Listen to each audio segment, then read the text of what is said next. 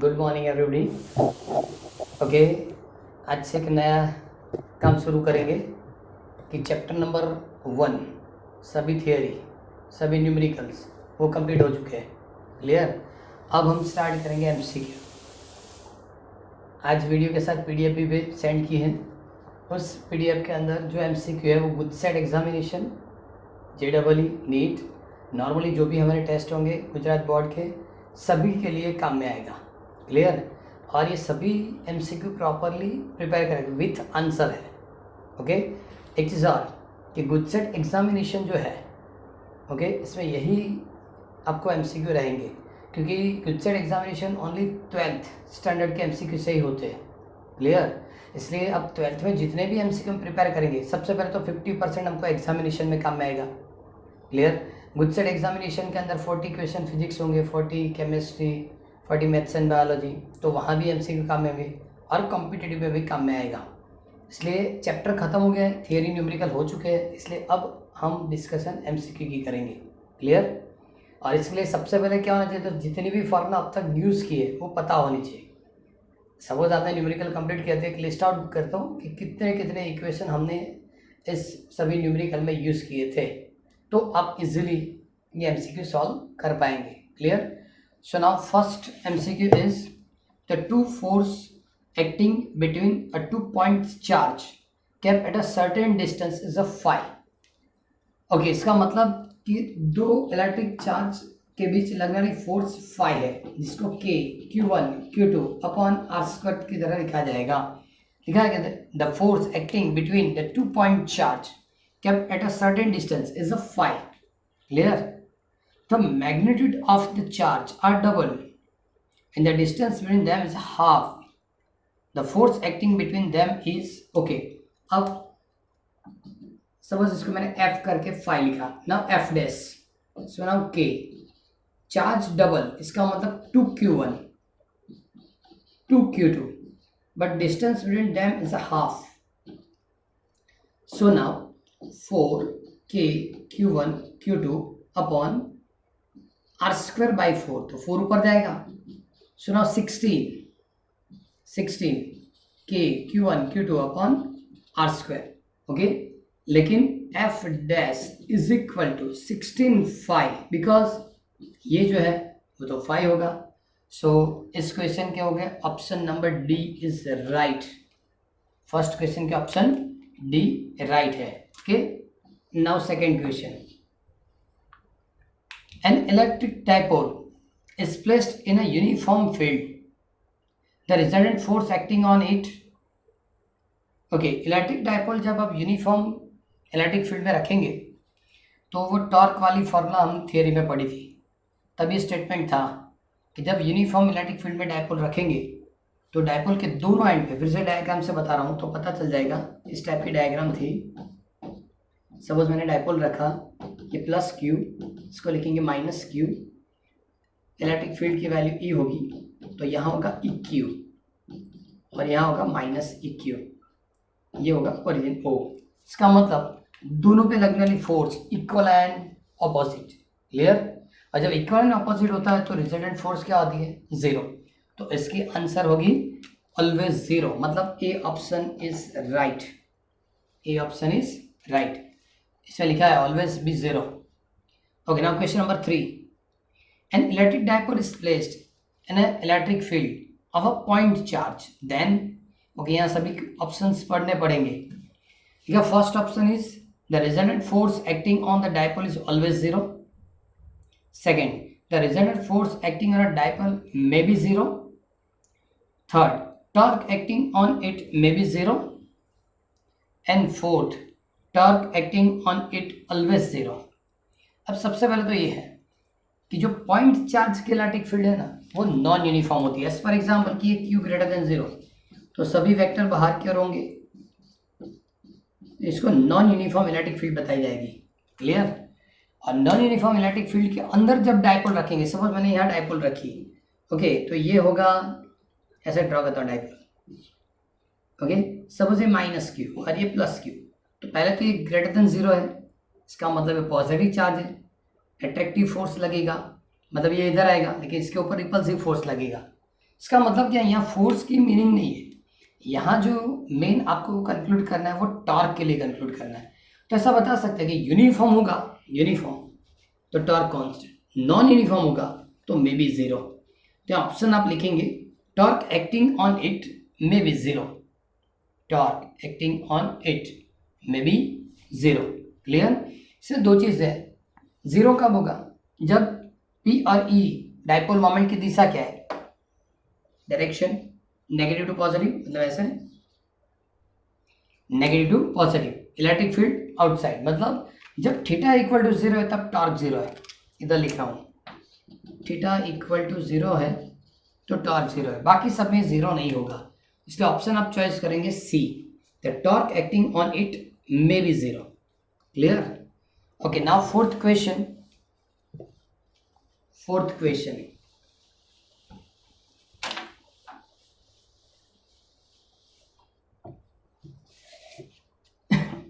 when the electron and proton are both placed in an electric field, okay electron proton दोनों को आप electric field में रखेंगे तो फर्स्ट ऑप्शन दिया है the electric forces acting on them are equal in magnitude as well as direction, as well as direction. Okay, second option only magnitude of force are same, only magnitude of force are same. Okay, now third option the acceleration produce in them are same, and the fourth is the magnitude of acceleration produced in them are same. Okay, इससे एक चीज़ बता सकते हैं कि आप question के अंदर जो पढ़ेंगे तो इसमें लिखा है the electron proton both are placed in electric field. जब उसको इलेक्ट्रिक फील्ड पे रखेंगे तो इलेक्ट्रिक फील्ड से लगने वाली force F is equal to E q. तो अब चेक करो, magnitude of electric field remain constant, q मतलब इलेक्ट्रिक चार्ज ऑफ प्रोटॉन या इलेक्ट्रिक चार्ज ऑफ इलेक्ट्रॉन, दोनों की मैग्नीट्यूड क्या है, इक्वल है, और दोनों की मैग्नीट्यूड इक्वल है, इसका मतलब कि दोनों के ऊपर लगने वाली फोर्स की मैग्नीट्यूड इक्वल होगी। क्या बता रहा हूँ, फोर्स की मैग्नीट्यूड, क्योंकि सपोज मैं इसको वेक्टर लिखूंगा तो एफ वेक्टर है, ये वेक्टर है, तो ये पॉजिटिव का तो ये पॉजिटिव मिलेगा और ये नेगेटिव होगा तो नेगेटिव मिलेगा, इसलिए आपको यहाँ सेकेंड ऑप्शन लिखना है only magnitude of the forces are same, only magnitude of forces are same. Clear? Then next, fifth, the electric force acting between 2 point charges kept at a certain distance in a vacuum is alpha. Okay, तो first question की तरह है, वहाँ phi लिखा था, यहाँ alpha लिखा है, फोर्स की वैल्यू क्या है, अल्फा, कब, k q1 q2 upon r square. The electric force acting 2 point charges kept at a certain distance in a vacuum is alpha if the same two charges are kept at the same distance in medium of dielectric constant k. Okay, चलो यहाँ एक चीज और करेंगे, ये vacuum के लिए है तो k is equal to 1/4πε0 q1 q2 upon r square, ये k की वैल्यू सब्स्टिट्यूट की। Okay, now force in given medium, so 1/4πε q1 q2 by r square, q1 q2 by r square। तो उन लोगों ने बताया कि new force the electric force acting between them, मतलब एफ डैश कितना होगा, so now find the ratio between F dash upon F. Okay, F dash upon F की रेशियो फाइंड करेंगे तो 1/4πε q1 q2 by r square upon 1/4πε0 q1 q2 by r square, cancel. Okay, ये क्या होगा, epsilon zero ऊपर जाएगा और ये नीचे, मतलब epsilon zero upon epsilon that is equal to 1/k, क्योंकि जब मैंने कूलम्ब्स लॉ पढ़ाया था तभी ये चीज़ बताई थी कि k is equal to epsilon upon epsilon zero, इसका मतलब ये क्या होगा 1/k। क्लियर? तो इसका मतलब ऐसा है कि now F dash is equal to F upon K, तो यहाँ एफ की वैल्यू क्या लिखी थी हमने, अल्फा, वो भी सब्स्टिट्यूट कर दे, तो इससे आपको आंसर मिलेगा डी, क्योंकि इसने फर्स्ट ऑप्शन दिया है अल्फा, सेकंड दिया है K alpha, third K square alpha and D alpha upon K. Clear? ऐसे तो आप पहले भी जानते थे कि जो फोर्स मीडियम में लगता है वो फोर्स ऑलवेज फ्री स्पेस से कम होता है, कितना, के टाइम्स इतना। स्टेटमेंट याद रहेगा तो आपको ये कैलकुलेट करने की जरूरत नहीं होती। F dash equal to F by K से आप इसको कंप्लीट कर सकते थे। Clear? Okay, now next sixth numerical.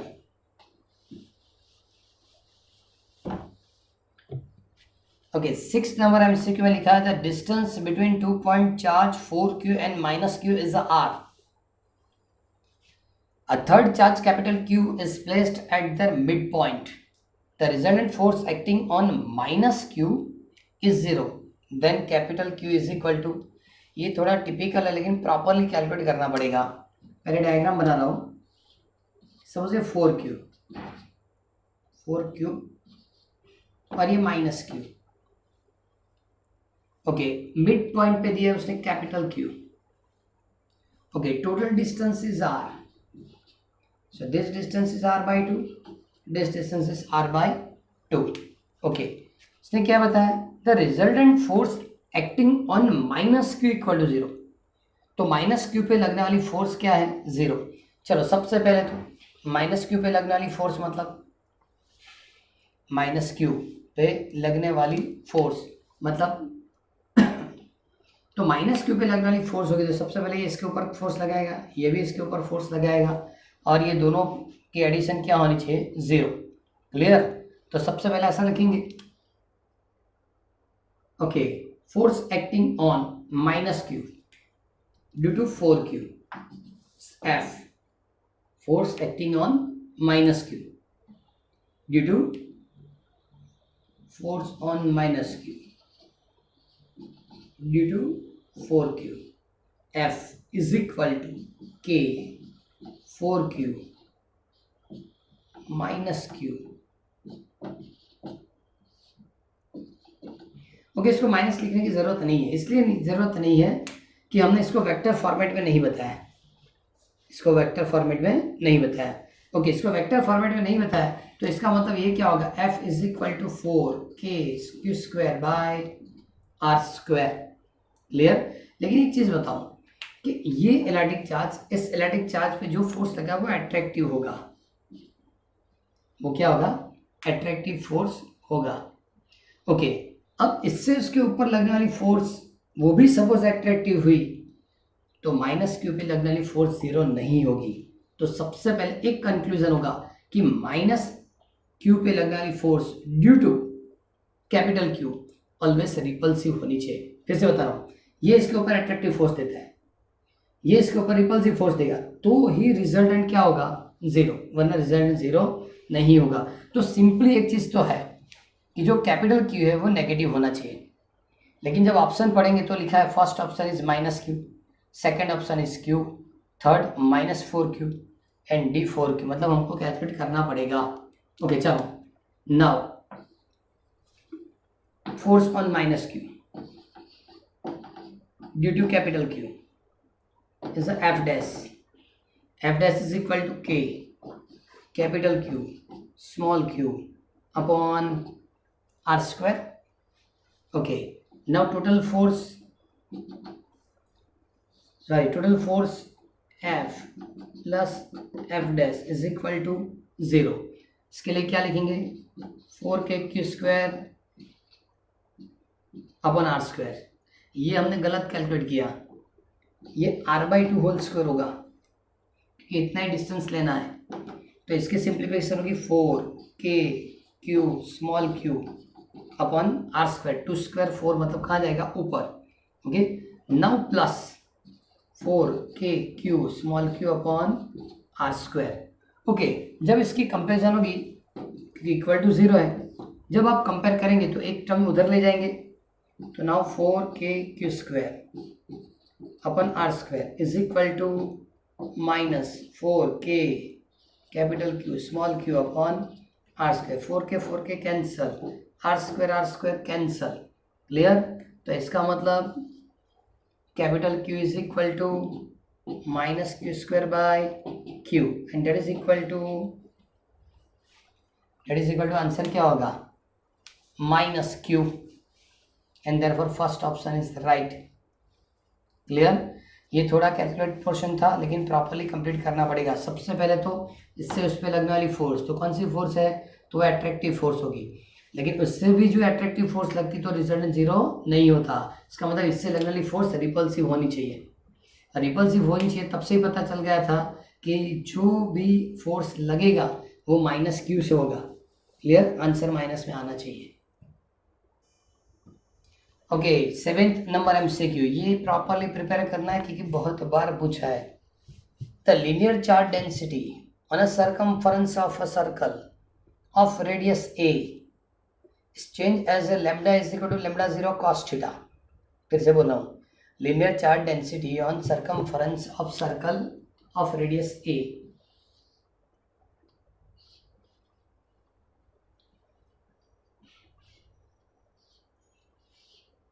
इसकी रेडियस क्या लिखेंगे, A। क्लियर, इसको मैंने थीटा लिखा, स्मॉल एलिमेंट करके डी थीटा बताया, तो ये आर्क होगी, आर्क इसकी लेंथ क्या होगी, ए डी थीटा। ओके, उसने लिखा है कि surface sorry linear charge density is equal to lambda is equal to lambda 0 cos theta. तो इसके ऊपर टोटल इलेक्ट्रिक चार्ज कितने हैं वो हमको कैलकुलेट करके देना है। ओके, सिंपल चीज़ है, सिंपल एक कैलकुलेशन है कि सपोज मैं स्मॉल एलिमेंट की चार्ज कैलकुलेट करना चाहता हूँ, स्मॉल एलिमेंट मतलब इतने पोर्शन के लिए। ओके, तो in unit length electric charge lambda, a d theta के लिए कितना चार्ज होगा, is called Q. Okay, unit length की इलेक्ट्रिक चार्ज क्या होगी, लेम्डा, ए डी थीटा के लिए कितना, तो क्या लिखेंगे, लेम्डा ए डी थीटा, किसकी बात हुई, डी क्यू की। ओके, मुझे पूरी सर्कमफरेंस की इलेक्ट्रिक चार्ज कैलकुलेट करनी है, तो ऐसा लिख सकते हैं capital Q is equal to integration 0 to 2 pi, पूरा सर्कमफरेंस मतलब 360 integration 2 pi into d q, 0 to 2 pi d q मतलब लेम्डा ए डी थीटा, लेकिन lambda is equal to lambda 0 a cos theta d theta, cos theta d theta. Okay, now lambda 0 a constant, the integration of cos theta is a sin theta, limit 0 to 2 pi। Okay, now lambda 0 a, सबसे पहले upper limit sin 2 pi minus lower limit sin 0, लेकिन sin 2 pi 0, sin 0 0 and therefore answer also 0। so now capital Q is equal to 0। इसका मतलब circumference में total charge 0 होगा। Clear, okay, अब यहाँ change हो सकता है, lambda is equal to lambda 0 cos square theta भी होगा, lambda equal to lambda 0 sin theta भी दे सकते हैं, तब ये कैलकुलेशन पता चलनी चाहिए। Clear, so now next question,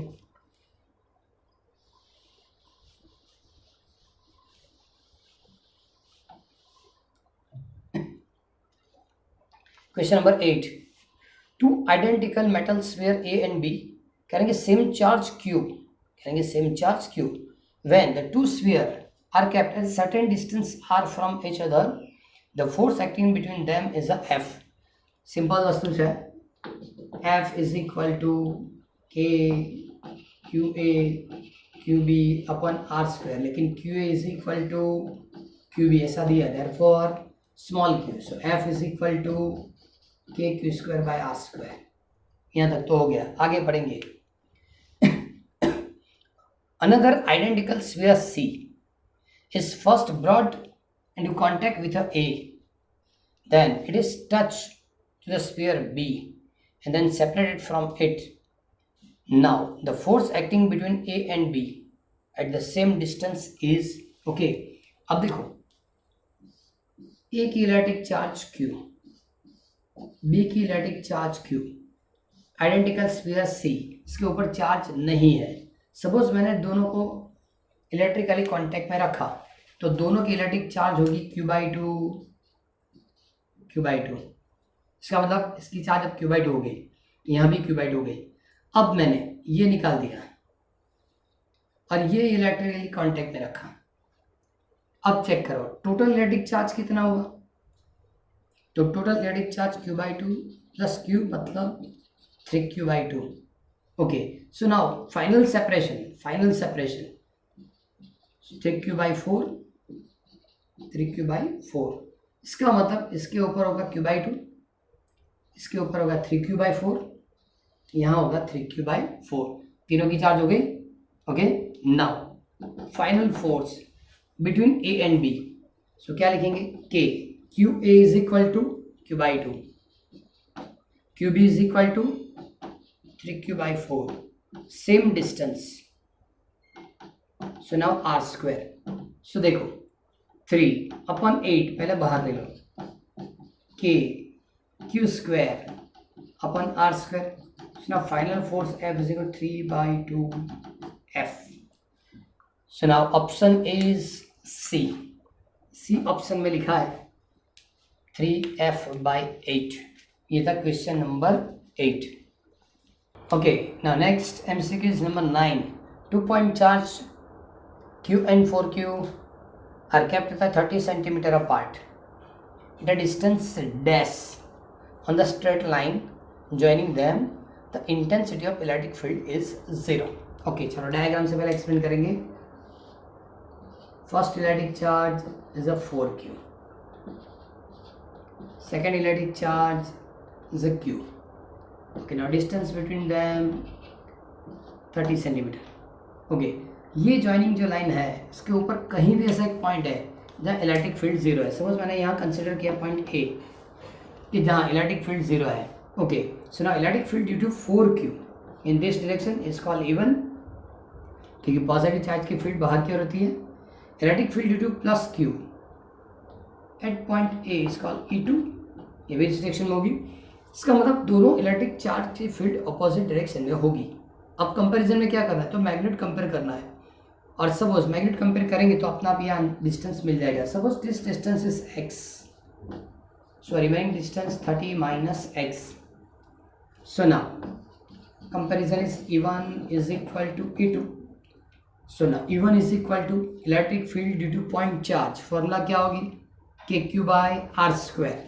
okay, now K electric charge 4Q upon distance x²। Okay, यहाँ लिखेंगे तो KQ distance 30 minus x²। So now K और Q cancel, so remaining portion 4/x² and that is equal to 1/30 minus x²। Clear?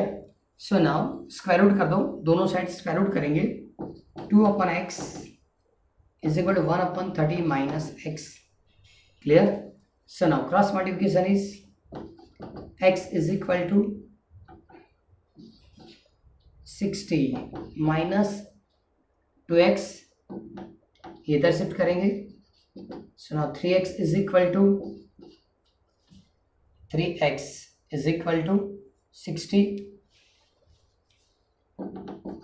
x equal to 20 centimetre, x equal to 20 centimetre. लेकिन यहाँ options check करने पड़ेंगे।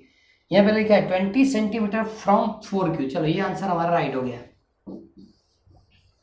20 centimetre from 4Q। First क्या लिखा है, 20 centimetre from 4Q। Clear? Second कौन सा answer right होगा, ये तो यहाँ से 20 सेंटीमीटर फ्रॉम 4Q, लेकिन यहाँ से कैलकुलेट करेंगे तो टोटल डिस्टेंस 30 है, तो ऐसा भी आंसर सही हो सकता है कि 10 सेंटीमीटर फ्रॉम स्मॉल q। तो ये दोनों में से जो भी ऑप्शन है वो हमको लिखना है, लेकिन हमारे क्वेश्चन में ये वाला ऑप्शन है कि 20 centimetre from 4Q। So A option is right. Clear? Okay, number 10 सबसे छोटा यहाँ ही लिख देता हूँ। Sir dimension formula of permittivity R करके डैश लिखा है, लेकिन एक चेंज है, take the capital Q as a dimension of the charge. Okay, पहले dimension formula of epsilon 0, dimension formula of epsilon 0 text में क्या आपने लिखा होगा ना, m-1 l-2 या 3, ऐसी फॉर्मूला थी। Epsilon 0 is m-1 l-3 t⁴ a⁴ लेकिन हमको जो लिखना है in terms of Q, in terms of Q। Okay, सबसे पहले मैं आपको फॉर्मूला से बताऊँ, F is equal to 1/4πε0 Q²/r²। चलो ε0 इधर ले लो, तो क्या लिखेंगे Q²/FR²। ओके, इसके लिए क्या लिखेंगे Q² मतलब इसने कैपिटल क्यू बताया। ओके, फोर्स के लिए m1 L1 T-2, डिस्टेंस मतलब L², so m-1 L-3 T⁻² and Q⁻²। इस तरह की फॉर्मूला हम लोगों ने कंपेयर करके दी है और ये आंसर आपको सी ऑप्शन में दिया है। तो अब पता चला जितनी भी डायमेंशन फॉर्मूला है हम ए के मतलब इलेक्ट्रिक करंट के तौर पे लिखेंगे, इसको कैपिटल क्यू में भी कन्वर्ट कर सकते हैं। किसमें लिखा है, take the capital Q is a dimension of charge. Okay, then next question number 11।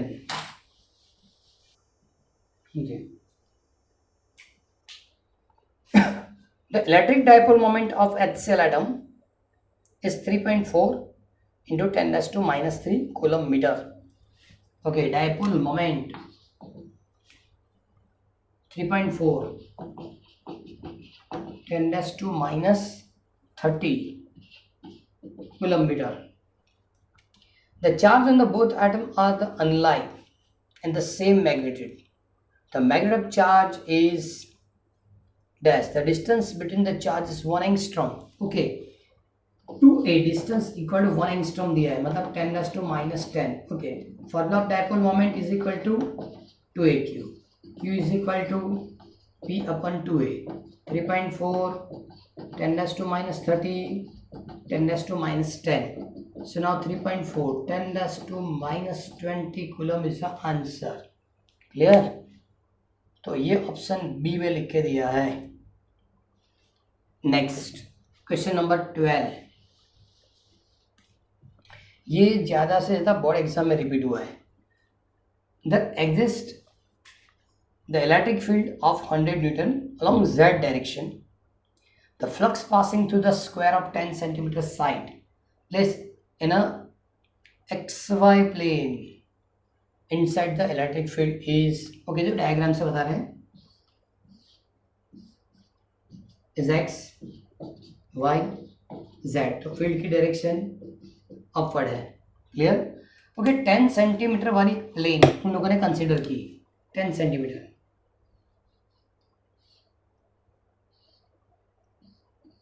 इसकी एरिया ये 10 सेंटीमीटर है लेंथ, ये भी लेंथ 10 सेंटीमीटर। इसकी एरिया वेक्टर भी कहाँ होगी, अपवर्ड। एरिया वेक्टर कहाँ होगी, अपवर्ड। कैलकुलेट क्या करना है, electric flux passing through. Okay, flux की formula phi is equal to E into A. So now E A cos 0, E A cos 0। Okay, magnet of field is 100 newton per coulomb. E की valuation दी है 100 newton upon coulomb. Okay, area 10 centimetre मतलब 0.1 metre, 0.1 whole square and cos 0 1, सो answer is 1 newton metre square by coulomb. एक और भी unit है इसकी, वोल्ट इनटू मीटर, वोल्ट अपन मीटर इलेक्ट्रिक फील्ड होगा। सो answer is 1, answer is 1। Okay, now 13। The radius of conducting spherical cell is 10 millimeter. The radius of conducting sphere.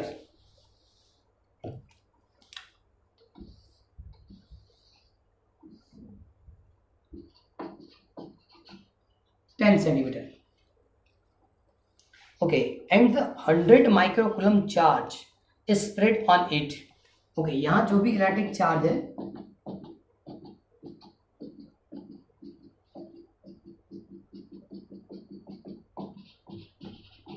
Hundred microcoulomb है, 100 microcoulomb. Okay, the force acting on a 10 microcoulomb charge place at its centre. Okay, इस centre के ऊपर 10 microcoulomb electric charge रखा जाता है। इसमें कितना force लगेगा, यहाँ लिखा है कि is equal to 9 into 10⁻⁹ MKS। अब मेरी बात सुनो, इसके ऊपर टोटल इलेक्ट्रिक चार्ज 100 माइक्रोकूलम, यहाँ electric charge 10 microcoulomb, distance 10 centimetre, K भी दिया। तो बहुत सारे स्टूडेंट ये वाली फॉर्मूला यूज करते हैं, के Q1 Q2 अपन आर स्क्वायर, रेडियस क्या दी 10।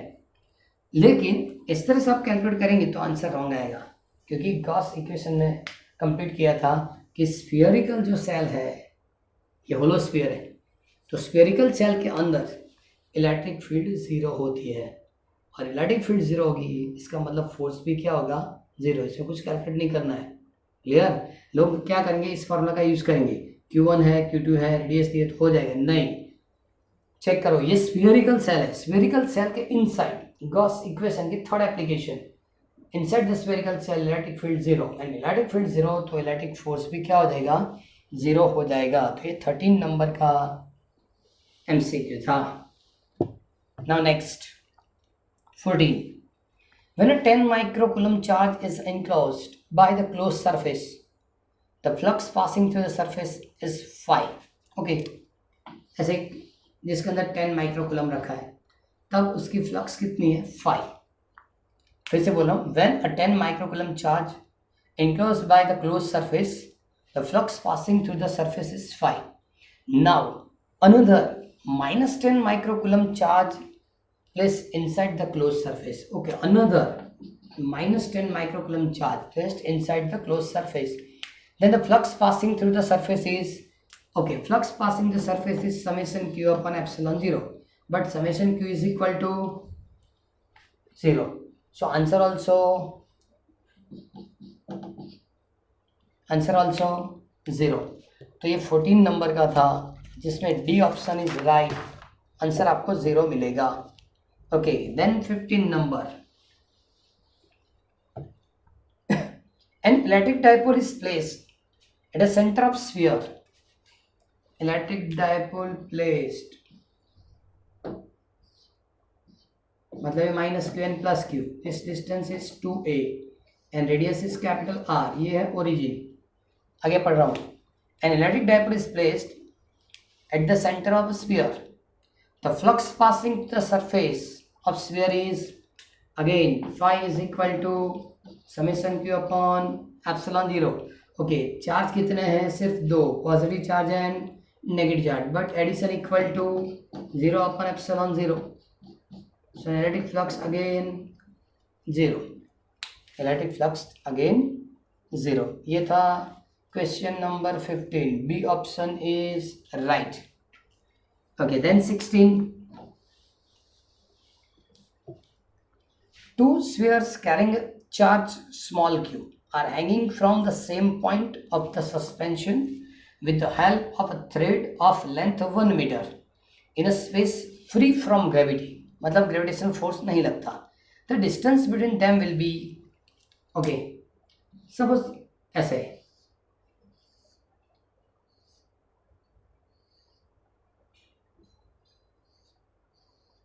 okay, दो स्फीयर रखे इक्वल सेम आइडेंटिकल है सपोज। क्लियर? अब उन लोगों ने क्या बताया कि इसके ऊपर कितना चार्ज रखा, Q। ओके, जब यहाँ Q चार्ज रखेंगे, ओके, पहले पढ़ेंगे फिर से। Two sphere carrying charge small q hanging from the same point. Okay, small q, दोनों की चार्ज स्मॉल q है। अब समझो, दोनों की चार्ज स्मॉल q है, 1 मीटर ये लेंथ है, ये भी 1 मीटर लेंथ है। जब ये दोनों साथ में कांटेक्ट में होंगे तो क्या होगा, रिपल्सिव फोर्स लगेगा, और रिपल्सिव फोर्स लगा तो ये दोनों इस तरह के अरेंजमेंट में हो जाएंगे, दोनों इस तरह के अरेंजमेंट में आ जाएंगे। क्लियर? तो उनमें क्वेश्चन क्या पूछा, वो तो पढ़ा ही नहीं हमने, पहले से आदत ऐसी है। Okay, the distance between them will be, okay, distance between them will be, तो ये 1 मीटर था तो इसको 1 मीटर बताएंगे, ये 1 मीटर तो इसको भी 1 मीटर बताएंगे। ये ओरिजिन है, total distance is 2 metre, total distance is 2 metre. Option था 0.5, 2 metre can not be determined, बराबर, तो ऑप्शन होगा सी, सी मतलब 2 metre. Okay, next 17, 1 point electric charge capital Q is placed at a P point। Okay, चलो एक P point मैंने draw किया जहाँ कैपिटल Q चार्ज है। A closed surface is placed near point P P point के नज़दीक एक close surface रखा, the electric total flux passing through the surface of the sphere will be, जो sphere लिखा तो स्फीयरिकल सरफेस होना चाहिए, थोड़ा डाउट है, लेकिन इनक्लोज सरफेस तो है, स्फीयर नहीं होना चाहिए, सिर्फ क्लोज सरफेस होना चाहिए। मतलब पी पॉइंट पे कैपिटल क्यू चार्ज है, पी पॉइंट के नज़दीक आप सरफेस रखेंगे, भाई सरफेस स्फीयरिकल भी होगा या अनइवन होगा, क्लियर, आंसर तो सेम ही रहेगा। लिखा electric flux passing through the surface, चलो फ्लक्स की formula summation Q upon epsilon 0। Okay, इसमें कितने इलेक्ट्रिक चार्ज है, तो हमारी तरह है, इसका मतलब phi is equal to 0, clear. अब एक चीज़ और, इस चैप्टर में जितने फ्लक्स के क्वेश्चन है सबके आंसर 0 आ रही है, तो ऐसा नहीं सोचना है चैप्टर नंबर 1 मतलब आंसर 0, नहीं तो 0 मिलेगा। ओके, देन 18 ये प्रॉपरली पढ़ना है। The charge capital Q H is placed on n-1 corner of polygon of side n. The distance of each corner from the center of the polygon is a r.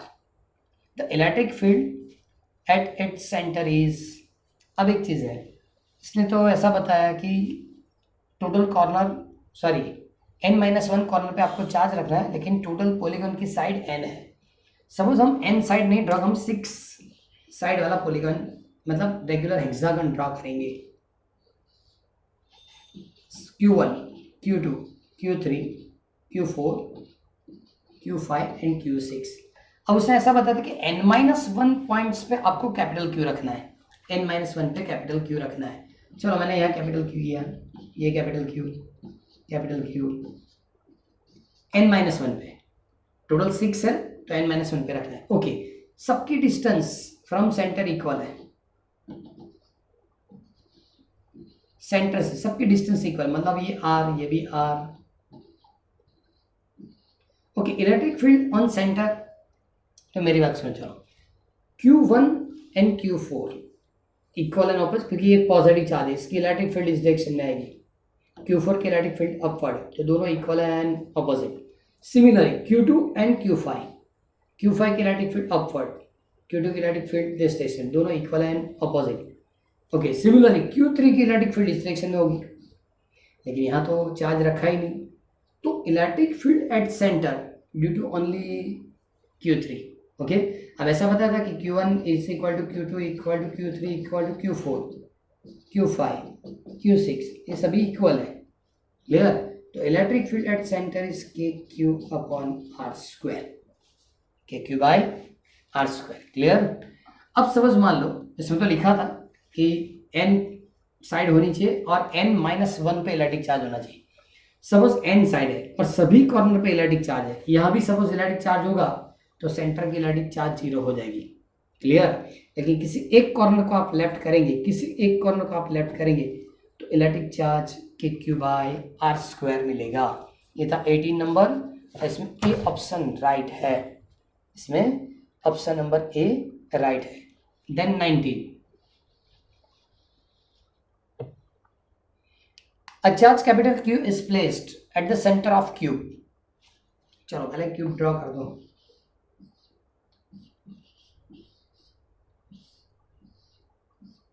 Centre capital Q, sorry. Okay, a charge capital Q is placed at the center of a cube. The electric flux emerging from any one surface of the cube. अभी दो question explain करेंगे इसमें। सबसे पहले तो ऐसा बता कि सरफेस के साथ कितनी फ्लक्स, मतलब पूरे क्यूब के साथ कितनी फ्लक्स क्यूब के लिए पूछा होता, तो Q capital Q upon epsilon 0, क्योंकि total charge capital Q upon epsilon 0। लेकिन एनी वन सरफेस,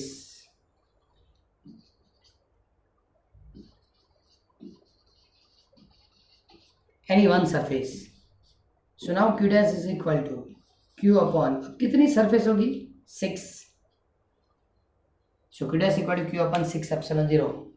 वो लास्ट लेक्चर की जो न्यूमेरिकल्स थी उस एक्सरसाइज में क्वेश्चन ऐसा था, ओके, तब मैंने एक्सप्लेन किया था, किसी वन सरफेस के लिखा है तो डिवाइड बाय क्या लिखेंगे आप 6। ओके, सो फाइनल आंसर इसमें capital Q upon 6 exponent 0, okay 19 number, okay now 20, यहाँ कंप्लीट कर लेता हूँ 20 number as shown in figure, और इवन फिगर बनाइए, प्लस Q इधर लिखा, माइनस Q इधर लिखा, इस तरह की, okay as shown in figure the electric flux associated with close surface, okay flux की formula summation Q upon epsilon 0, so plus Q minus Q upon, so answer 0, पता चला। तो नंबर ऑफ ऐसे क्वेश्चंस है कि जहां हम आंसर 0 लिख सकते हैं। Now next MCQ number 21, as shown in figure small Q charge is placed at the open end of the cylinder with a one end open, okay diagram कुछ इस तरह से है, यहाँ स्मॉल Q चार्ज दिया, एक साइड ओपन है, okay the total flux associated with the surface of cylinder is, okay जब टोटल फ्लक्स लिया जाता है ना तो रिमेनिंग पार्ट को भी आप एजम्पशन में लेंगे, रिमेनिंग पार्ट एजम्पशन में आप लेंगे, क्लियर। और यहाँ ओके ये पार्ट तो एजम्पशन वाला है, ये जो हमने ड्रॉ किया होता है एजम्पशन है, उन लोगों ने तो उतना ही दिया था। तो सबसे पहले total flux associated with cylinder is equal to summation Q upon epsilon 0 and that is equal to Q upon epsilon 0, but the flux associated with given portion of cylinder, given portion of cylinder, so ना Q upon to epsilon 0, क्योंकि diagram में तो इतना दिया था, हमने जो diagram के अंदर एडिशनल पार्ट जो ऐड किया वो इतना है, क्लियर। तो पूरे सिलेंडर के लिए Q अपन एप्सिलॉन 0, लेकिन गिवन पार्ट के लिए तो डिवाइड बाय क्या करेंगे 2, so now answer is C, 21 की आंसर क्या होगी C, clear. Now 22, now 22 number, if two opposite electric charge having a same magnitude are 10 centimeter away from each other, they experience 0.9 Newton attractive force, then the magnitude of electric charge will be, okay force F is equal to KQ square by R square, clear, KQ square by R square, F is equal to 0.9 Newton, K 9 into 10⁻⁹ SI मतलब MCAS system, okay अब distance R is equal to 10 centimetre मतलब 0.1 metre, okay so electric charge calculate करना है, so now Q square is equal to F R square by K, सो F is equal to 0.9, R square 0.1 whole square upon 9 into 10⁻⁹, 9 into 10⁻⁹। अब एक चीज़ और, ये 10⁻⁻2 और एक और मतलब 9 इंटू 10⁻⁻3, 9 इंटू 10⁻⁹, ओके जब ये ऊपर जाएगा तो -9, ओके तो 1 इंटू 10⁻⁻12, ये तो Q स्क्वायर था, ये क्या था Q स्क्वायर, सो Q स्क्वायर रूट करेंगे 1 इंटू 10⁻⁻6 कूलम मतलब 1 माइक्रो कूलम, इसको क्या बताएंगे 1 माइक्रो कूलम। तो इसका अंदर C ऑप्शन राइट, 22 में C option is right. Now 23, now MCQ number 23, when the glass rod is rubbed against the silk, silk becomes negatively charged of 320 nanocoulomb, then how much electrons lost by the glass rod, okay सबसे पहले Q क्या लिखेंगे -320 नैनोकूलम, clear. क्या लिखा है silk becomes negatively charge, silk क्या करेगा electron accept करेगा और लॉस कौन करेगा ग्लास रॉड, तो उसने पूछा क्या then how much electron lost by the glass rod, clear. तो ये आंसर तो -320 नैनोकूलम, तो Q is equal to NE, equation for quantization of electric charge, okay so now ये नैनोकूलम मतलब 10⁻⁹, सो 320 10⁻⁹ नंबर ऑफ इलेक्ट्रॉन्स हमको calculate करना है, charge of electron is 1.6 10 raised to minus 19 negative. Clear? And therefore n is equal to 320 10 raised to minus 9 upon 1.6 10 raised to minus 19 10 raised to minus 19. Okay, ये calculation आप करेंगे तो कितना होगा 20 के 200 200. So now 200 into 10 raised to 200 into 10 raised to 10. So answer is 2 into 10 raised to 12. N is equal to 2 into 10 raised to 12. So now C option is right. ये था question number 23rd. Question number 23rd. Now question number 24. Question number 24. The charge on 1 microgram electron will be, okay, mass of electron will be given. Okay, mass of electron is given. सबसे पहले वही लिखेंगे, mass of electron m is equal to 9.11 10 raised to minus 31 kg. तो लिखेंगे so 9.11 10 raised to minus 31 kg is equal to 1.6 10 raised to minus 19 coulomb electric charge. 10 raised to minus 19 coulomb क्या लिखेंगे, electric charge. So on 1 microgram, okay, 1 microgram मतलब m is equal to 1 microgram. पहले जो 10 raised to minus 6 in gram and 10 raised to minus 9 in kg. तो हमारी formula complete करते हैं. 1 electron की मास 9.11 10 raised to minus 31 kg have a electric charge 1.6 10 raised to minus 19. So 10 raised to minus 9 kg is how much? Clear? So electric charge Q is equal to 1.6 10 raised to minus 19 10 raised to minus 9 9.11 and 10 raised to minus 31 kg. So now this 0.17656 into 10 raised to 3 is answer. लेकिन इसको आप ऐसा भी कर सकते हैं 175.6 coulomb 175.6 coulomb, ये इसकी चार्ज की वैल्यू लिख सकते हैं. ओके, ऑप्शन के अंदर किसी भी ऑप्शन के अंदर उसने नेगेटिव नहीं लिखा. ऑप्शन ऐसा है 173 into 10 raised to minus 3. Second option है 173 इंटू 10 raised to 0 कूलम, मतलब ये सही आंसर है क्योंकि 10 raised to 0 का मतलब होता है 1, तो ये आंसर बराबर हो जाएगा. ओके, और एक चीज़ और कि यहाँ कहीं भी नेगेटिव नहीं लिखा क्योंकि हमने जो कैलकुलेट किया था वो 1 माइक्रोग्राम फॉर इलेक्ट्रॉन, और इलेक्ट्रॉन की चार्ज ऑलवेज क्या होती है, नेगेटिव. ओके, लेकिन यहाँ नेगेटिव नहीं लिखा था. Okay, now 25 number, MCQ number 25.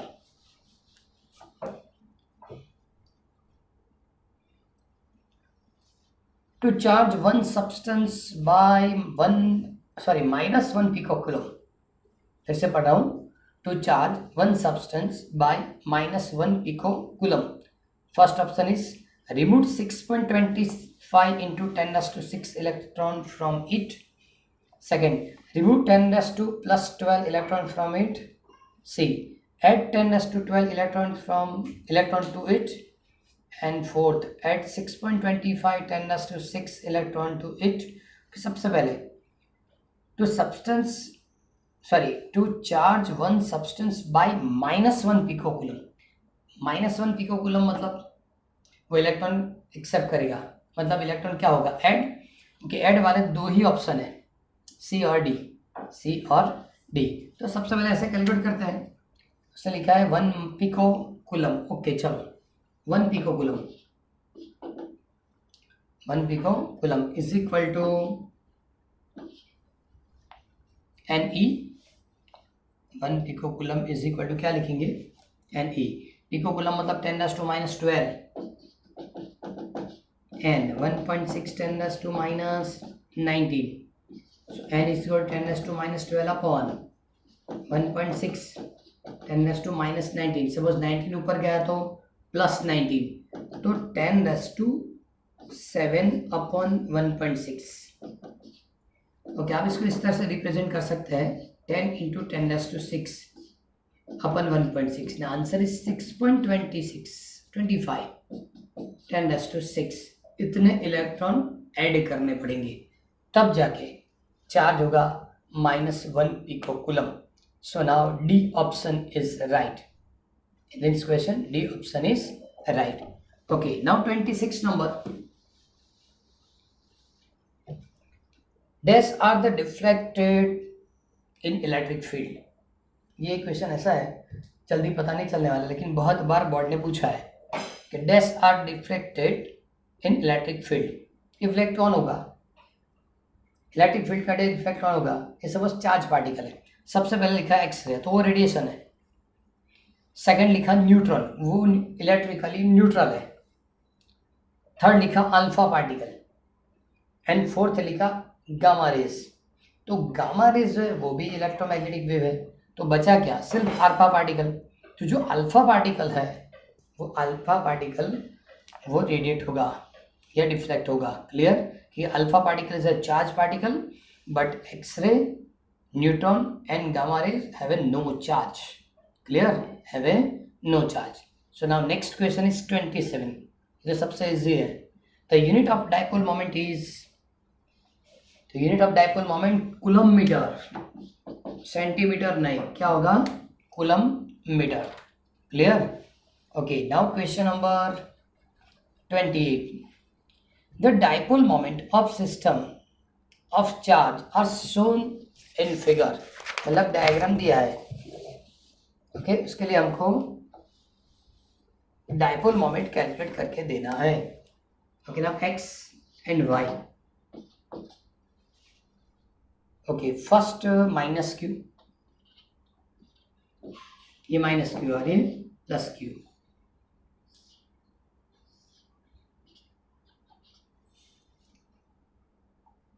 ये लिखा R1, ये दिया R2. कैरेट लिखो या वेक्टर लिखो चलेगा. इसको R12 कैरेट या वेक्टर चलेगा. ओके, इसके लिए लिखा 1 1, ये माइनस के लिए 1 1 और इसके लिए लिखा 3 2. इसके लिए क्या लिख के दिया? 3 2.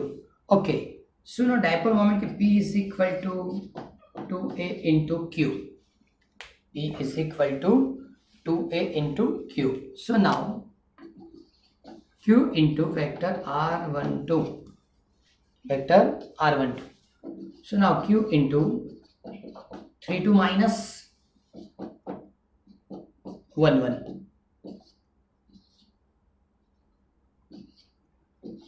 So now subtraction is Q क्या लिखेंगे? 2 1. ओके, ये वेक्टर फॉर्मेट है. अब उसको आपको कंप्लीट करके देना है तो P इज इक्वल टू, तो पहले इसके लिए मैग्नीट्यूड फाइंड करनी पड़ेगी. इसके लिए क्या फाइंड करना पड़ेगा? मैग्नीट्यूड. पहले इसकी मैग्नीट्यूड क्या होगी? तो लिखता हूँ यहाँ मैग्नीट्यूड ऑफ R12. पहले तो vector R12 is equal to 1. So magnitude of R12 is equal to इन square root 2 square plus 1 square 4 plus 1. Answer क्या होगा? √5. क्लियर? सो इधर 5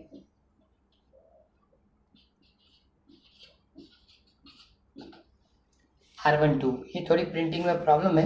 ये R12 नहीं होना चाहिए, R12 कैरेट ऐसा होना चाहिए. ये आप थोड़ा करेक्शन कर लेना. ये R12 कैरेट सभी ऑप्शन के अंदर, मतलब ए ऑप्शन राइट दिया है लेकिन सभी ऑप्शन के अंदर आप ये चेक करेंगे इसमें कैरेट होगा. क्लियर? क्योंकि मैग्नीट्यूड आपने फाइंड कर ली. ये सिर्फ डायरेक्शन देगा और डायरेक्शन के लिए always and always unit vector use होता है. Clear? Okay, now 29 number. 29 number. Okay, 2.25 Newton force is acting on 15 into 10⁻⁻⁴ coulomb charge placed at a point in a uniform electric field. So intensity of this electric field is, अब एक चीज और, सबसे पहले तो Q 15 into 10⁻⁻⁴ coulomb. Okay, force is equal to 2.25 Newton. Electric field calculate करनी है. So now electric field is equal to F by Q.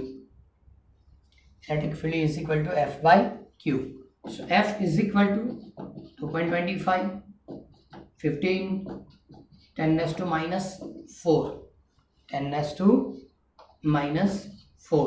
Okay, ये सपोज ऊपर गया, ये आप ऊपर ले जाएंगे.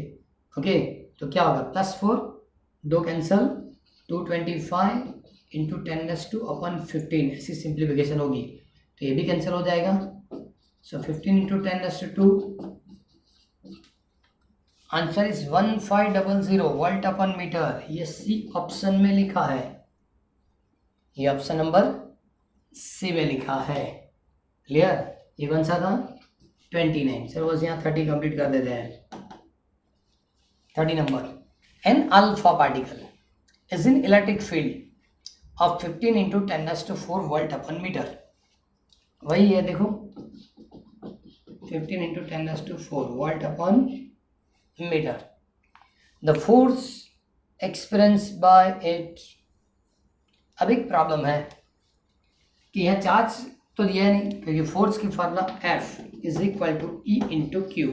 जैसे E is equal to F by Q, F is equal to E into Q. So now charge particle of alpha particle. Alpha particle का मतलब होता है He2 4. इसका मतलब 2 प्रोटॉन जितना चार्ज इसके न्यूक्लियस होगा, and therefore F is equal to E into 2E. Into क्या लिखेंगे, 2E. Okay, E is equal to 15 into 10 raise to 4, 2 into 1.6 10 raise to minus 19. So now total multiplication is 4.8 10 raised to minus 14 Newton. Clear. और ये option आपको सी option में लिख के दिया है. अब देखो पैम्पलेट की जो पीडीएफ है, सो नंबर ऑफ क्वेश्चन इस चैप्टर के अंदर 100 या 100 ज़्यादा क्वेश्चंस है. हर रोज 30 करके कैलकुलेट करना शुरू करेंगे, लेकिन ये सभी क्वेश्चन आपको एक बार रिपीट करना है, इसलिए कि ये सभी क्वेश्चन गुजसेट एग्जामिनेशन समझो, आपकी लीट एग्जामिनेशन समझो, या कॉम्पिटिटिव किसी भी एग्जामिनेशन, जेई, कुछ भी, सबके लिए सभी क्वेश्चंस प्रिपेयर करने हैं. क्लियर. ये कॉमनली क्वेश्चन है, बोर्ड एग्जाम में भी यही क्वेश्चन कम में आएंगे. क्लियर. और इसलिए आपको ये 30 क्वेश्चन आज कंप्लीट करते हैं, आज आगे इससे नहीं कंप्लीट करेंगे. क्लियर. तो 30 क्वेश्चन आपको कंप्लीट करना है. हर रोज जितने हो सकेंगे MCQ हम कंप्लीट करेंगे.